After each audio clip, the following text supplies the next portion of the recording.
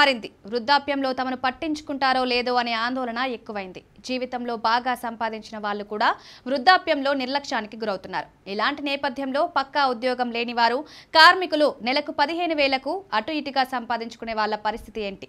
అందుకే అలాంటి వారి కోసం కేంద్ర ప్రభుత్వం ఒక మంచి పథకాన్ని తీసుకొచ్చింది. అదే ప్రధానమంత్రి శ్రమయోగి మాన్ధన్ యోజన.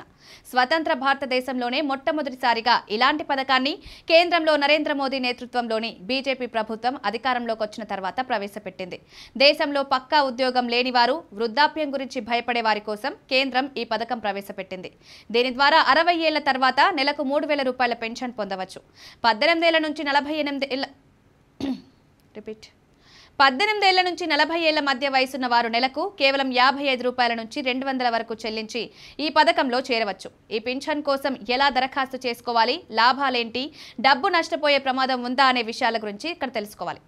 ఇది పేద ప్రజల భవిష్యత్తుకు భరోసానిచ్చే ఒక మంచి పథకం. ఈ పథకం ద్వారా అసంఘటిత రంగంలో పనిచేసే కార్మికులు నెలకు 3,000 రూపాయల పెన్షన్ పొందవచ్చు.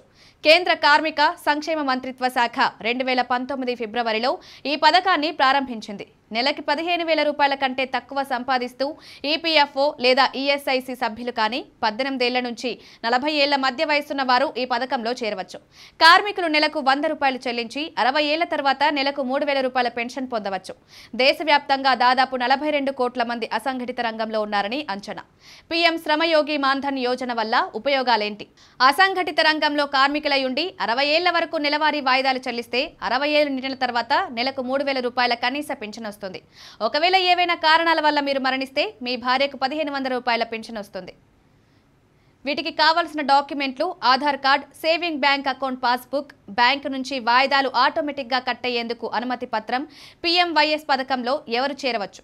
పక్కా ఉద్యోగం లేని అసంఘటిత రంగంలో పనిచేసే వారెవరైనా ఈ పథకంలో చేరవచ్చు. వీధి వ్యాపారులు, బరువులు మోసేవారు, మేస్త్రీలు, చెప్పులు కుట్టేవారు, చెత్త ఏరుకునేవారు, ఇళ్లలో పనిచేసేవారు, రిక్షా తొక్కుకునేవారు, కూలీలు, వ్యవసాయ కూలీలు, బీడీలు చేసేవారు, చేనేత కార్మికులు, తోలి పని చేసేవారు తదితరులు ఈ పథకంలో చేరవచ్చు. వీరి నెలవారీ ఆదాయం 15,000 రూపాయల కంటే ఎక్కువ ఉండకూడదు. వయసు 18 నుంచి 40 ఏళ్ల మధ్య ఉండాలి. ఈ పథకంలో ఎన్నేళ్లు డబ్బులు కట్టాలి? ఈ పథకంలో చేరేందుకు 18 నుంచి 40 సంవత్సరాలు. ఒకసారి పథకం తీసుకున్న తర్వాత 60 ఏళ్ల వరకు డబ్బులు కట్టాలి. 18 ఏళ్ల నుంచి ఎంత తక్కువ వయసులో ఈ పథకంలో చేరితే అంత తక్కువ మొత్తంలో వాయిదాలు చెల్లించే అవకాశం లభిస్తుంది.